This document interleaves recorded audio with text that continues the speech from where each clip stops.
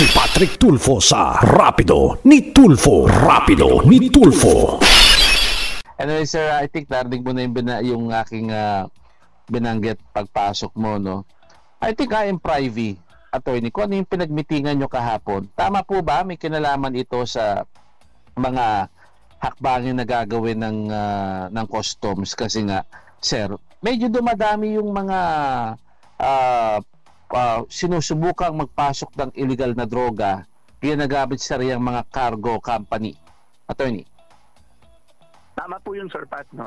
In fact, nag-uusap-usap kami kung anong po pwedeng i-revise dun sa procedure namin, no? Pagdating po sa pagbabantay. Dumadami po kasi talaga yung nag-aabuso eh. Medyo na-alarma po yung aming intelligence group.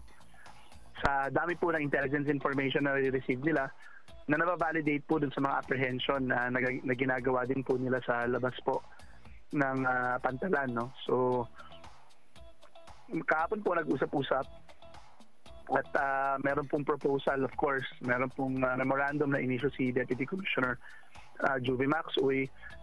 Ito naman po ay susubukan munang i-implement, no, together with some inputs coming from our deconsolidators and stakeholders.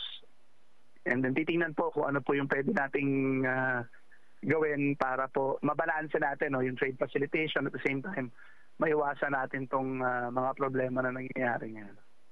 Alright. Attorney, no, inuna ko yung tanong na yan kasi po, alam mo naman, attorney, na because of what we're doing right now, may mga ties na tayo with the consolidator and the deconsolidator industry. Alam mo, sir, medyo parang kinakabahan sila ng konti dito sa mga pangyayaring ito. Kasi, sir,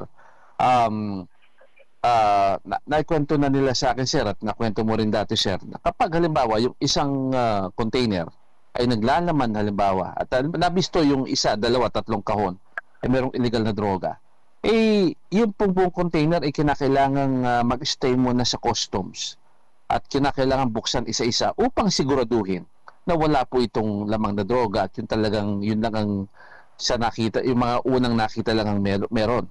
Ang problema dyan, attorney, aside from the fact na nadidelay yung paglabas ng mga kahon, sir, lumalaki rin yung binabayaran nung mga maglalabas nito, attorney. Yun din po yung, kaya nga po namin naisip yung kaya po naisip ng aming intelligence group yung invest ng buong container na examination, ipaletize natin. Kumbaga, isa-isahin ho natin. Although I know that sa tingin ho ng ating mga kaibigan sa DDCAT, that's going to be a logistical nightmare and baka po hindi. Pero yun nga po, no? Pag-uusapan natin, ano bang technique na pwede natin gawin, ano bang equipment na pwede naming ilagay doon para po mapabilis pa din yung pag-examine, no? Nang pag in-examine po natin isa-isa to, hindi po madama yung buong container. Madamay lang po yung mga talagang shipment na talagang may laman naman ng illegal. Apo. Attorney, beneficial to correct me if I'm... OFWs. Yes, sir. Tapos beneficial din po sa gobyerno. Apo.